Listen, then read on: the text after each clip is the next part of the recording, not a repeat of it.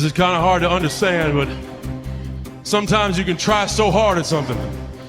Sometimes you can be so prepared and still fail. And with every time you fail, it's painful. It causes sadness. Understand, my friend, is that you're supposed to fail. You're supposed to fail because failure is the stepping stone to success.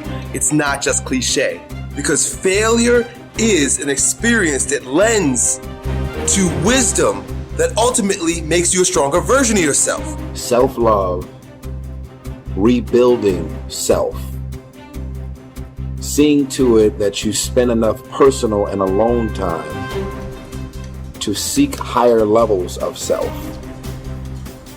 What is the next level of you? Remember, whenever one door closes, there is another door waiting for you.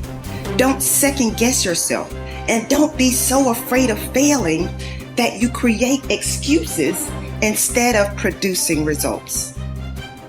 Every day, you have another opportunity to be and do what you were meant to do on this earth. This decision you're making right now will determine your outcome of your tomorrow. We don't have control over yesterday, but this decision that you're making right now will push you, will purge you, will drive you to have that fire down inside. There's never been a point, anytime, and there never will be, where everything is perfect. Okay? No such thing. Because life is a possibility. Because it's a possibility, it cannot be perfect. Doesn't matter what we do, there's still something more to do. The possibilities when you do this, although unknown, are endless. But one thing is for certain, if you don't push yourself, nothing in your life will change. If you want a thing bad enough to go out and fight for it, to work day and night for it, to give up your time, your peace, and your sleep for it, if all that you dream and scheme is about it, and life seems useless and worthless without it, and if you gladly sweat for it and fret for it and plan for it, and lose all your terror of the opposition for it, human being, you got unlimited potential. You can put effort on you, and by concentrating on you and developing you, you can transform your life wherever you are right now.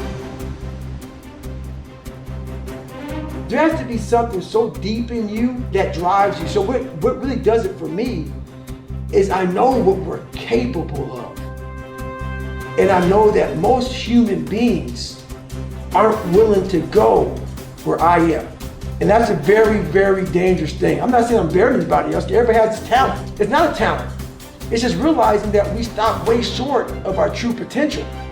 So through my life, I realize these things. And I know what gives me fuel is I know that most people who are blessed with so much talent, great parents, great upbringing, didn't come where I come from. They're gonna quit before me. Having all the tools that they have, they didn't have the ability to examine themselves. When you have everything so nice in life, it's great to have a great life. But what happens is you don't self-examine. You don't do a live autopsy. When you have a fucked up life, it almost forces you to do a live autopsy.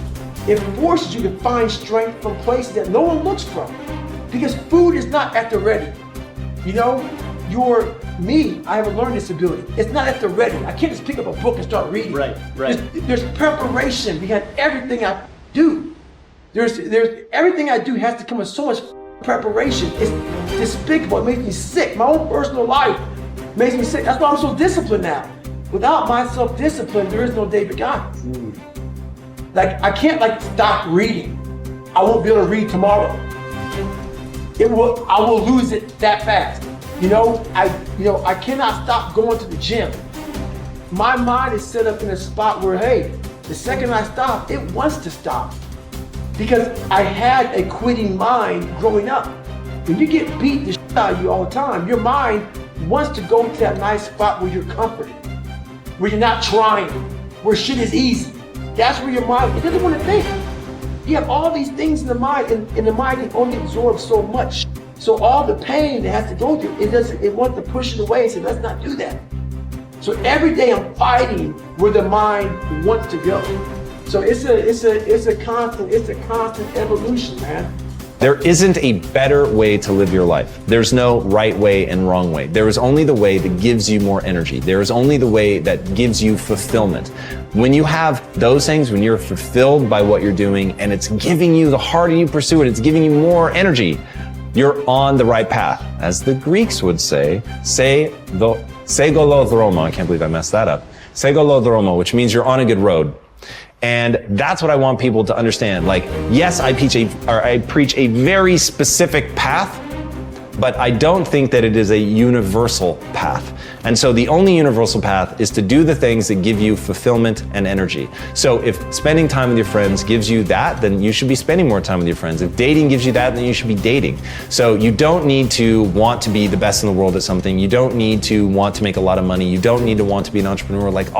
They're literally just stand-ins. They're proxies for fulfillment and energy creation. That's it. Many people have had difficult experiences growing up.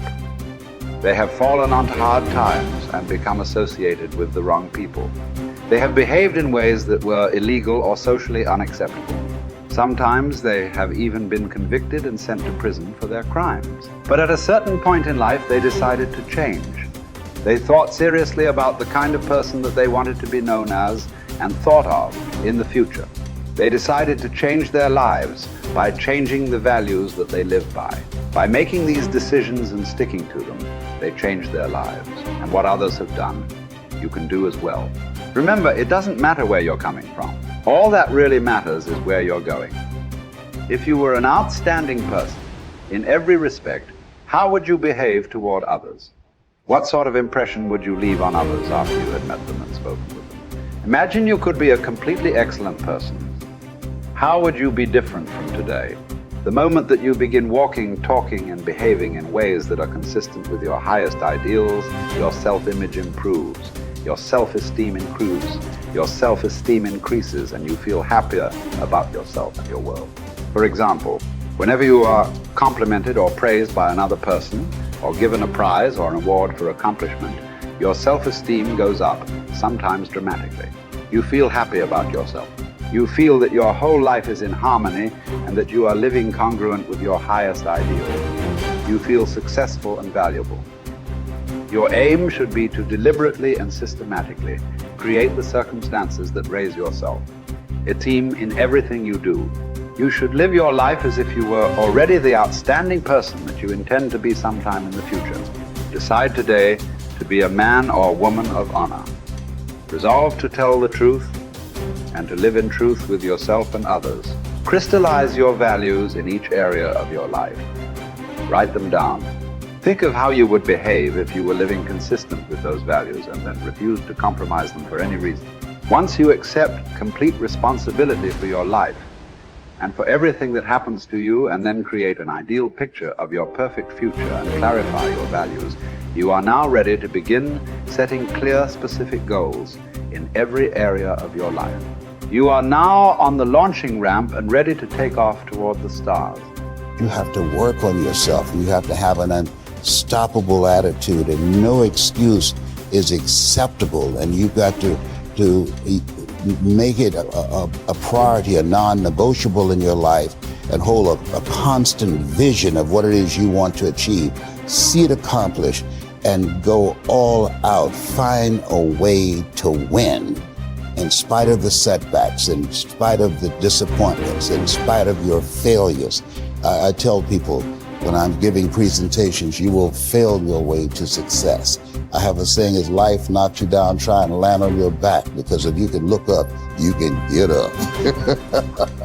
And so those experiences of going after goals that's beyond your comfort zone and having relationships that will challenge you. And so those experiences, they challenge you to go to that next level and continue to move forward in your life, doing new and exciting things that eye has not seen, ear has not heard, nor is it in the heart of mankind what God has in store for you when you live a heart-centered life, deciding that you're going to live a life that will outlive you. You're going to live a life that counts, a life that will build a legacy and change the planet. You know, Horace Mann said, we should be ashamed to die until we've made some major contribution